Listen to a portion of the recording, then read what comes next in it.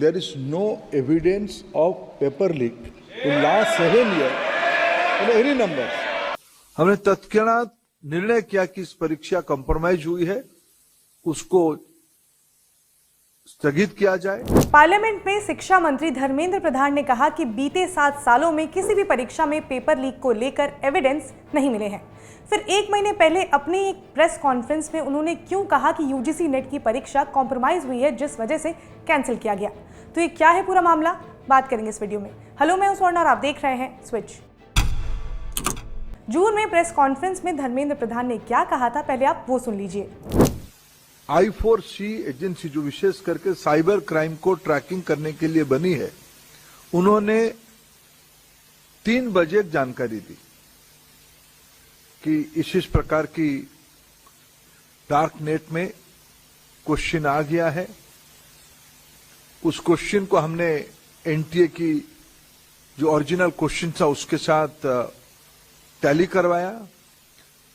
जब हम स्पष्ट हो गए कि वो डार्क नेट में जो क्वेश्चन है वो यूजीसी नेट की ओरिजिनल क्वेश्चन के साथ मिलता है, तत्क्षणात हम लोगों ने निर्णय किया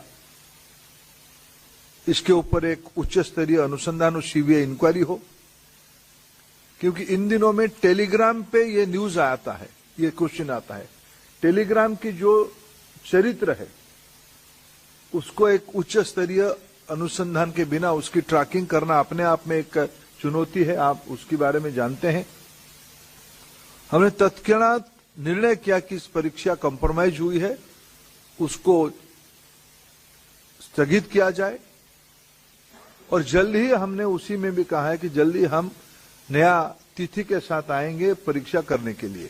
तो अपनी बाइट में उन्होंने कहा कि 18 जून को यूजीसी नेट की जो परीक्षा हुई उसमें कुछ गड़बड़ी की बात पता चली, जिसकी जांच चल रही है, लेकिन ये पता चला कि एग्जाम जो है वो कॉम्प्रोमाइज्ड हुआ है, जिसके बाद फिर 1 दिन बाद ही इस एग्जाम को रद्द कर दिया गया। इस मामले में सीबीआई ने एफआईआर भी दर्ज की है। सिर्फ इस एग्जाम से करीब 9 लाख कैंडिडेट्स जो थे वो अफेक्ट हुए हैं।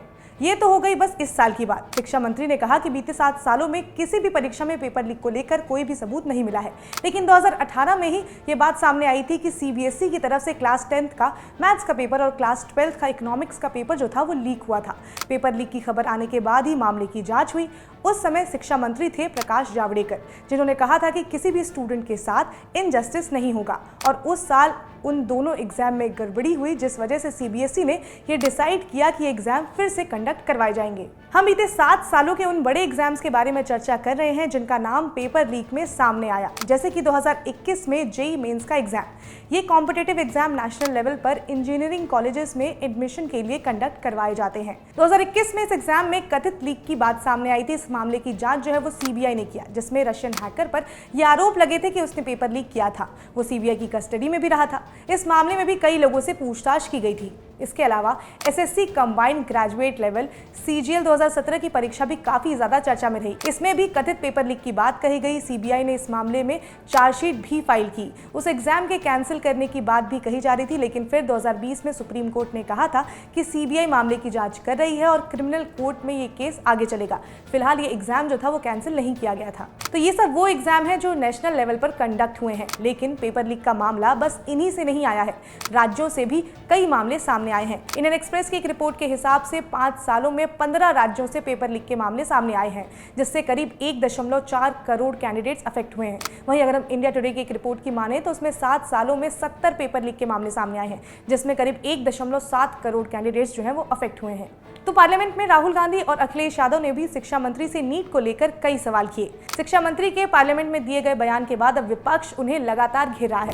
I don't even think he understands the fundamentals of what is going on here. The issue is that there are millions of students in this country who are extremely concerned at what is going on and who are convinced that the Indian examination system is a fraud.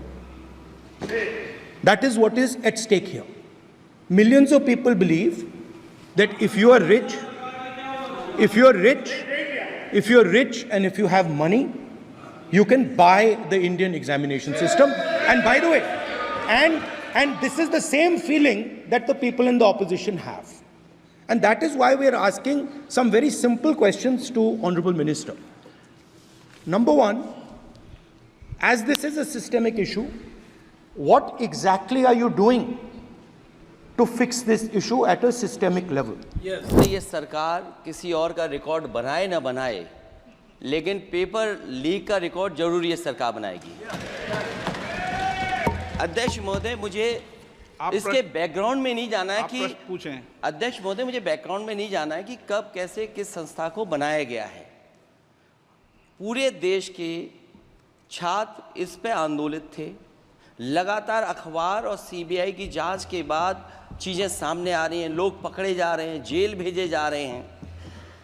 मैं अध्यक्ष महोदय आपके माध्यम से पूछना चाहता हूँ मंत्री जी से, क्या सेंटर वाइज जिन बच्चों को सबसे ज़्यादा नंबर मिले हैं, क्या उसकी सूची जारी करेंगे? 30,000 सीटें जहाँ हैं, कई सेंटर अध्यक्ष महोदय ऐसे हैं जहाँ 2,000 2,500 बच्चे पास हो गए हैं। सरकारी सीटें 30,000 हैं, कई सेंटर में 2,000 से ज़्यादा पास हो गए। कई प्रदेश के ऐसी जगह है जहाँ पर कुछ सेंटर से 600 से 650 से ज़्यादा सबसे ज़्यादा नंबर हैं। फिलहाल नीट की परीक्षा जिसको लेकर इतना ज़्यादा बवाल मचा हुआ है, उस पर कार्रवाई जो है वो जारी है। सीबीआई जांच कर रही है, कई जगह पर अरेस्टिंग भी हुए हैं। बिहार के कुछ लोगों ने तो ये माना है कि उन्होंने पेपर लीक करवाया है। फिलहाल मामला जो है वो सुप्रीम कोर्ट में है। अब देखना ये होगा कि इस मामले में आगे क्या होता है। इससे जुड़ी सभी अपडेट हम आप तक पहुँचाते रहेंगे। आप जुड़े रहिए स्विच के साथ। इसके साथ ही अगर आपको वीडियो पसंद आई हो तो लाइक करें, शेयर करें, सब्सक्राइब करें स्विच को।